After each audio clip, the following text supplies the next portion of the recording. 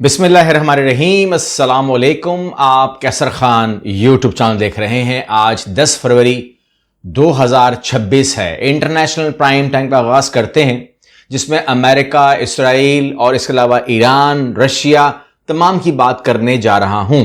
यहां पर सूरत हाल यह है कि आप जानते हैं कि इस टाइम जो कल से कार्रवाइयां जारी हैं, उसके अंदर गवर्नमेंट ऑफ इसराइल ने अपने आप को यह इख्तियार दे दिया है कि वो मगरबी किनारे में वेस्ट बैंक के अंदर अब ज़मीनें बेच सकती है और ईजिली आप वहां पर रह सकते हो। और उस हवाले से उस गवर्नमेंट के उस कानून के बाद अमेरिका ने कहा है कि ट्रंप की गरब उर्दन के इसराइल से अलहाक की दो टूक मुखालफत बेंजामिन नेतन्याहू को बड़ा झटका। ये झटका लगा है कि नहीं लगा, तो इस बात को आपने दो तीन बातों से समझना है। नंबर एक, जिस जगह की बात हो रही है गरब उर्दन की, वहां पहले से ही 5 लाख यहूदी आबाद हो चुके हैं। ठीक है, अब वो किस तरह हो गए, कौन को लेकर गया, क्या हुआ, लेकिन वहां पर पहले से ही आप कह सकते हैं कि इलीगल जो ऑक्यूपेशन है वो चली रही थी, लेकिन वहां अब इस टाइम 5 लाख लोग या इसराइली जो है वहां पर आबाद ऑलरेडी हो चुके हैं और अब उसको अलाउ किया गया है कि आप वहां रह सकते हैं। तो अब नए लोग जाएंगे वहां पर, पहली बात। दूसरी बात यह है कि यह वो इलाका है जहां पर तकरीबन 30 लाख फलस्तीनी आबाद हैं। ये वो इलाका है जहां पर महमूद अब्बास हुकूमत कर रहा है। 86 साल उसकी उम्र हो गई है और वही हुकूमत कर रहा है।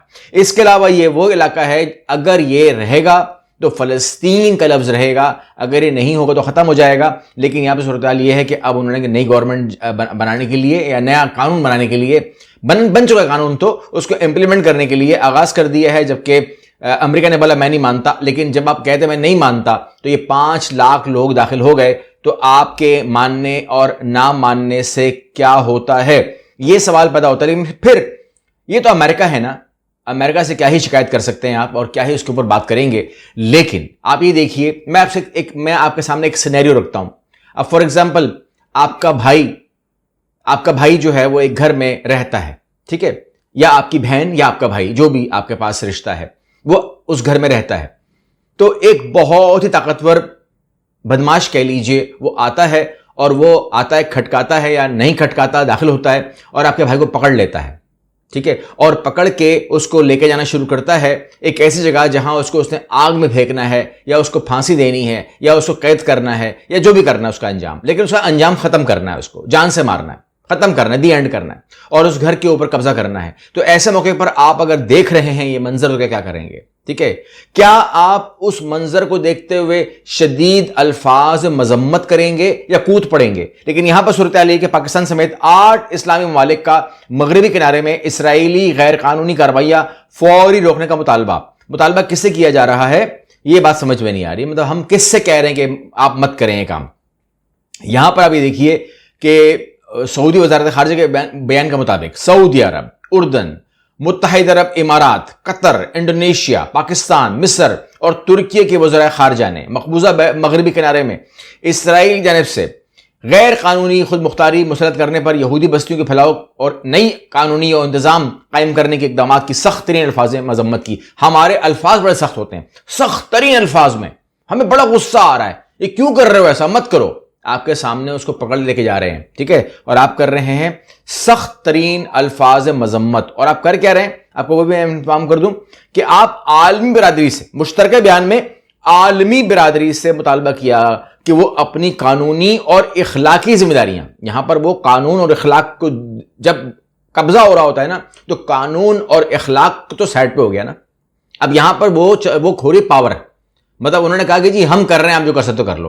तो वहां पर कानूनी और इखलाकी जो वो है पॉलिसी, उसको अपना करके कहते हैं कि जिम्मेदारियां पूरी करे और इसराइल को मकबूजा मगरबी किनारे में खतरात और इकदामात रोकने पर मजबूर करे, यानी कि मजबूर करे उसको अपने इखलाक दिखाकर और कानून दिखा करके। तो ये चीज जो है, ये ऐसी चीज है कि इसमें कहूंगा कि दिस इज ऑल फॉर्मेलिटी। जिसने भी की है फॉर्मेलिटी की है, अगर ये इजलास हुआ है, अगर ये लोग बैठे हैं, बातें की, जो भी है, इट इज फॉर्मेलिटी। और उसके बाद जो अंजाम होना है वो ये होना है कि मगरबी किनारे के ऊपर आपने उनको गो हेड दे दिया है। ठीक है ना, मैं तो यही मानूंगा कि अगर आपने इखलाक और कानून से रोकना है उन लोगों को जिन्होंने उस जगह पर जाना है, इसका मतलब ये होगा कि इनके रास्ते में कोई रुकावट नहीं है।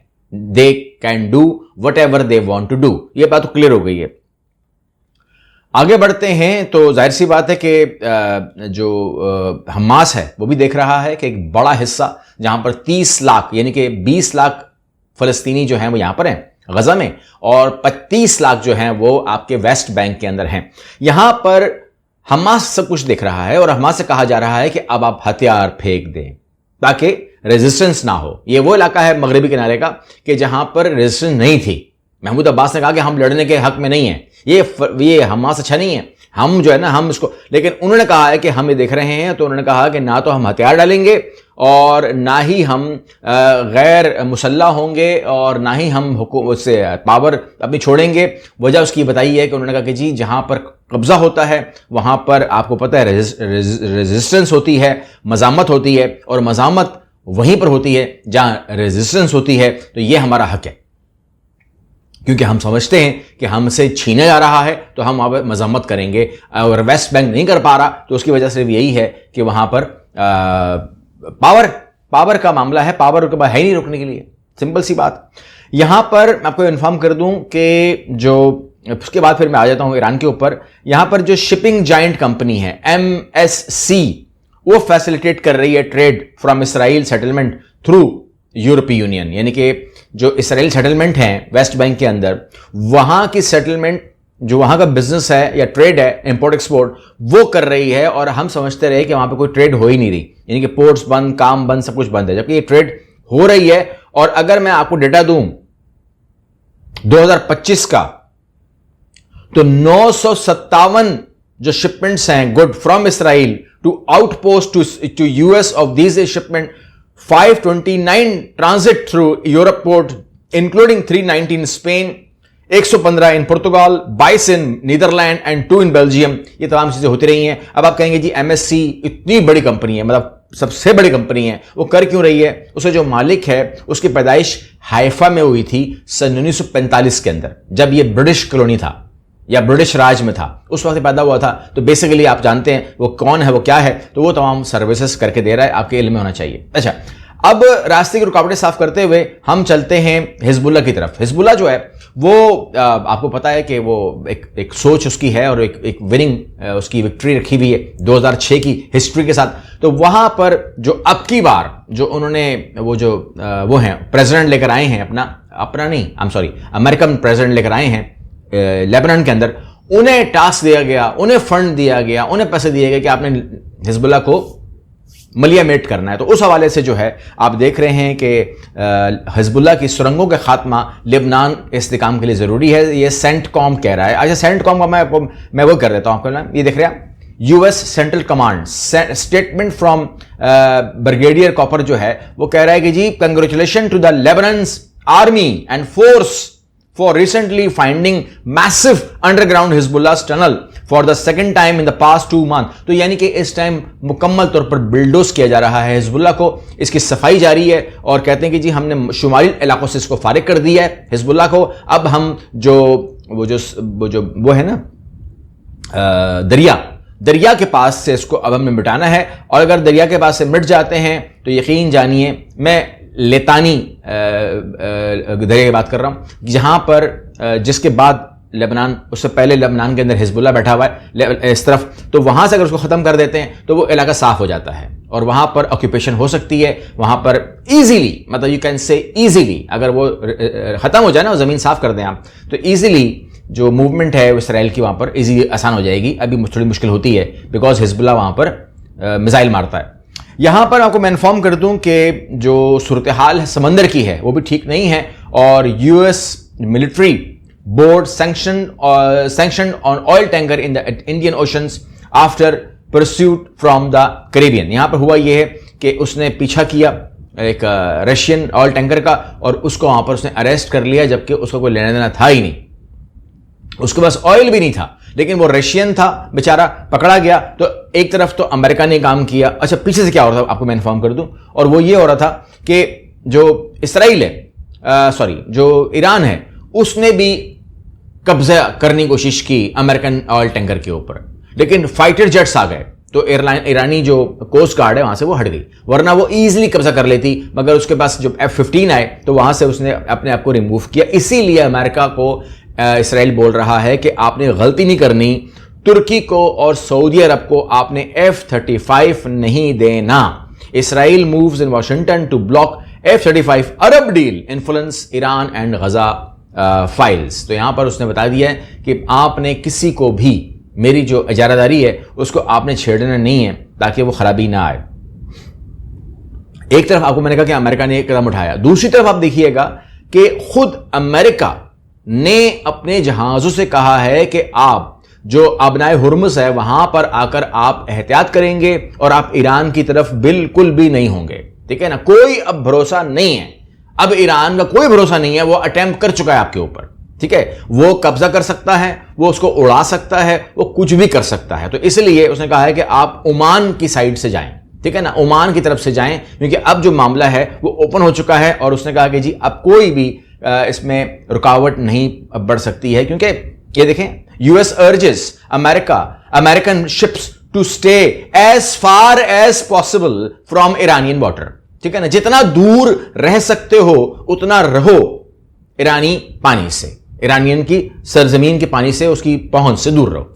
ठीक है ना, ईरान की पहुंच से दूर रखें अपने जहाजों को अगर बचना है तो, क्योंकि मैं बार बार एयरक्राफ्ट नहीं भेज सकता, क्या पता मैं ना भेज सकूं। ठीक है, वहां पर आपको पता है कि वो भी जारी है, जो मशकें हैं ना, जंगी मशकें इब्राहिम लिंकन की, वो जारी हैं। वो किसी मुल्क के साथ नहीं कर रहा, वो अपनी ही मशकें कर रहा है, यानी कि जहाज उड़ रहे हैं, उतर रहे हैं, सब कुछ कर रहे हैं। इब्राहिम लिंकन के ऊपर एक एक्टिविटी जारी है जो हो रही है, ठीक है ना, मुसलसल हो रही है, और वो एक रिहर्सल कहा जा रहा है उसको ऑन अटैक ईरान। लेकिन क्या ईरान पे अटैक वो कर भी देंगे? तो इसके लिए मुझे डाउट है, क्योंकि ऐसा बयान आ जाता है जिसके बाद मुझे लगता है कि ये जंग नहीं हो सकती, क्योंकि ये गेम है माइंड गेम। इस माइंड गेम के अंदर अगर वो ये देखते हैं ना कि मुल्क कमजोर है तो उस पर ही अटैक हो सकता है ना। अगर वो मुल्क आगे से ये जवाब दे आपको, या ये मेरे लिए सामने जवाब आए कि ये हो सकता है, तो भाई साहब मैं एहतियात करूंगा, क्योंकि मैं आपको तभी आप अटैक करूंगा जब मुझे पता होगा कि कितना रेजिस्टेंस आप कर सकते हो। आप खबर देखिए, ईरान जो है वो कहता है कि मैं अगर ये मेरे पे ये अटैक हो जाता है या ऐलान जंग हो जाता है और मुझे पता चल जाता है मेरे पे अटैक हो गया, more than 2000 ballistic missiles at the once in attacked।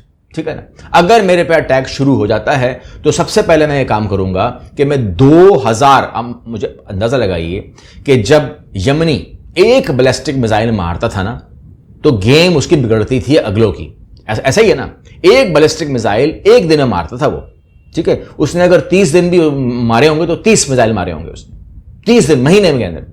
लेकिन उसने भी डांट दिया, उसने भी यमन की जो धाक थी वो बिठाई, उसकी बात में वजन। वहां पर आप ये देखिएगा, अगर एक दिन के अंदर वो इसराइल के ऊपर 2000 बैलिस्टिक मार देता है तो थर्ड किधर गया, या उसके जो अपने सॉफ्टवेयर लगे हुए हैं एंटीसेप्टर वो किधर जाएंगे, वो कितना डिफेंड करेंगे। 2000 का मतलब होता है बारिश, और वही बैलिस्टिक मिसाइल्स की। तो जाहिर सी बात है कि इसीलिए इसराइल कह रहा है अमेरिका से कि अगर आपने जंग नहीं भी करनी, इसके साथ सुलह भी करनी है, तो आप इसको कहें कि एटम बम ही सिर्फ नहीं या यूरेनियम ही सिर्फ नहीं, अपने तमाम जो मिसाइल्स प्रोग्राम हैं उसको वाइंड अप करके ख़त्म करो, उसको फिनिश करो। आपके पास एक मिसाइल भी नहीं होना चाहिए, और अगर कोई मिसाइल होगा तो उसकी रेंज हम बताएंगे। ये कहा जा रहा है ताकि एक श्योर हो जाए कि जब ईरान के ऊपर हमला हो, जब उसको तबाह किया जाने लगे, जब उसको ख़त्म किया जाने लगे, जब अली खामनाई को वहाँ से उठाने की हम बात करें, या उनके स्ट्रक्चर को ख़त्म किया जाने लगे, हुकूमत गिराने लगे, तो कोई ऐसा मिसाइल ना हो जो हमारी तरफ आ सके। और क्या हो सकता है? लेकिन ये जो मिसाइल है ना, बैलिस्टिक मिसाइल, इसकी रेंज में सब कुछ आता है। ये 2000 मिसाइल्स, मेरा ख्याल है कि पहले ही दिन जो है ये कहानी ईरान के हक में चली जाएगी, अगर ये हरकत होती है जो इस टाइम आपको रशियन मीडिया कवर कर रहा है। And the head of the missile is like the 3 or 4 atomic bomb. ठीक है, यानी कि वो कहते हैं, आप खबर देख रहे हैं, यानी कि तकरीबन 4 एटम बम के बराबर डिस्ट्रॉय तल अबीब एंड हैफा। बहरहाल ये खबरें तमाम चीज़ें खतरनाक हैं। अगली वीडियो मिलते हैं इंशाल्लाह, बहुत सारी और खबरें भी हैं। अल्लाह हाफिज़।